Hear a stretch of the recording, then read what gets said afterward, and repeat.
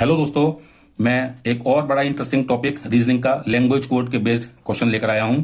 ये एक और तरह की प्रॉब्लम्स पूछी जाती हैं। इसमें डिफरेंट थोड़ा सा होता है पैटर्न। इसको भी आप करिए, बड़ा मजा आएगा आपको करने में।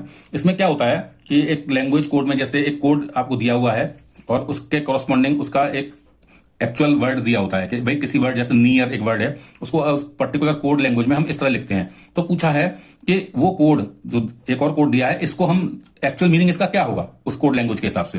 तो मैंने आपको बताया है, मैं एक बार फिर से बता रहा हूं कि इस तरह के क्वेश्चंस को जब भी आप करें कोड लैंग्वेज को, तो एक की वर्ड आपको याद रखना है। This is like a formula, वो है एजोटी।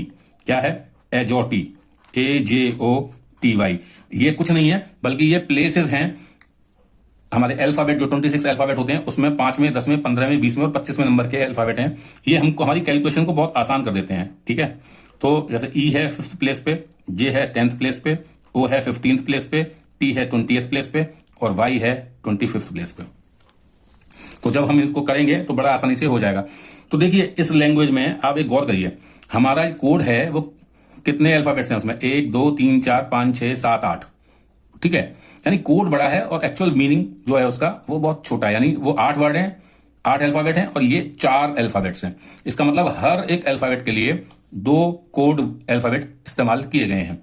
तो हम लिख लेते हैं इसको, और इसका मीनिंग जो दिया हुआ है वो दिया हुआ है नियर।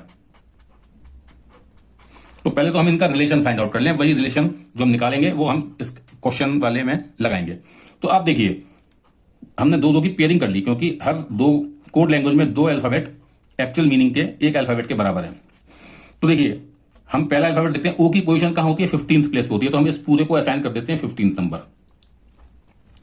एफ की पोजीशन कहां होती है? ई के नेक्स्ट, तो ई एफ यानी अगर ई 5th पे है तो ई एफ कहां होगा? 6 पे होगा। बी कहां होगा? सेकंड पोस्ट नंबर से स्टार्ट होता है। और एस कहां होगा? QRST, टी से एक प्लेस पहले, यानी 19th प्लेस में। ठीक है, ये हमने अपने आसानी के लिए कर लिया। 2 अल्फाबेट है लेकिन हमने इनिशियल अल्फाबेट को ही हर पेयर में से लिया है। ठीक है, तो अब इनके प्लेस निकालिए। तो एन का कहां होगा? तो ये एन है ना, NO, तो यानी 14th प्लेस पे। ई कहां पर है? 5th प्लेस पे। ए कहां पर है? 1st प्लेस पे। आर कहां पर है? RST यानी 18th प्लेस पे। तो आपने ये कर लिया, तो अब आप कुछ बड़े ही आसानी से जब ये कर लेंगे तो पता लग जाएगा आपको कि इनकी रिलेशन क्या है। आप देखिए, इस कोड लैंग्वेज का जो 15th प्लेस से स्टार्ट हो रहा है, वो इसकी प्लेस वैल्यू एन की कहां हो रही है? एक प्लेस माइनस हो रही है वैल्यू। ये 15वें प्लेस पर है ओ, तो यहां एन 14th पर है। अब इसको आप इसको देखेंगे कोड लैंग्वेज के सेकंड पेयर को, तो ये 6th प्लेस है और ये 5th प्लेस है, यानी अगेन -1। ऐसे ही 2, ये 1, यानी फिर से -1 का वो है। और ये ऐसे ही इसको देखेंगे तो ये फिर से -1 है, 19th से 18th। ये मैं आपको समझा रहा हूं इसलिए आपको लेंदी लग रहा होगा, वरना आप इसको बिना कोई फिगर ड्रॉ करे केवल वैसे ही बड़े आसानी से कर लेंगे रफली, तो बहुत आसान हो जाएगा, ये मुश्किल नहीं होगा। तो ये जब आपको पता लग गया कि एक प्लेस आपको आपके आंसर में पीछे जाना है, तो आप बड़ी आसानी से जो आपका आंसर क्वेश्चन दिया हुआ है IJ, V और W और HI, आपने एक बात ध्यान रखिएगा, इसमें हमने पेयर में एक ही को क्यों लिया? क्योंकि ये सक्सेसिव है, एक के बाद तुरंत आता है। OP, EF, FG, ए के बाद यानी BC और QRST, यानी दोनों लगातार आने वाले अल्फाबेट हैं, इसलिए मैंने एक को लिया है। ध्यान रखिएगा इस क्वेश्चन में, तो आपको ये भी ध्यान देना है। अब आप इसके पेयरिंग को भी देख लीजिए, ये भी लगातार आते हैं, I और J लगातार आते हैं, V और W एक साथ आते हैं, H और I एक साथ आते हैं। तो अब इनको आप देखेंगे तो क्या आएगा? I और J, I कौन से प्लेस पता है? EFG, HIJ, J से एक प्लेस पहले आता है ना, यानी 9th प्लेस। V कहां आता है?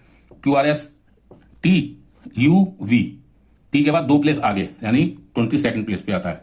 और H कहां आता है? H आता है GFE के बाद FGH, यानी 8th प्लेस पे। तो अब 8th इसका यानी कि एक प्लेस पीछे लाएंगे, 9 से एक प्लेस पहले क्या आएगा? I से एक पहले क्या आएगा? ABCDEFGH आएगा, तो H तीनों में है। ऐसे V से पहले क्या आएगा? U, तो U क्या किस किस में है? इसमें और इसमें है, तो ये 2 ऑप्शन आपके रूल्ड आउट हो गए। और H से एक प्लेस कौन सा पहले आएगा? G, तो G किस में है? इसमें, तो आपका करेक्ट आंसर ये है, ये भी नहीं है। तो इस तरह से बड़ी आसानी से आप एक बार डिकोड कर लेंगे तो बहुत आसान हो जाएगा करना। तो उम्मीद है आपको ये समझ में आ गया वो तरीका। सेकंड तरह की जो लैंग्वेज कोड में जो प्रॉब्लम पूछी जाती है इस तरह से, उसको बड़े आसानी से आप कर लोगे। मिलता हूं अगले वीडियो में किसी नई प्रॉब्लम के साथ।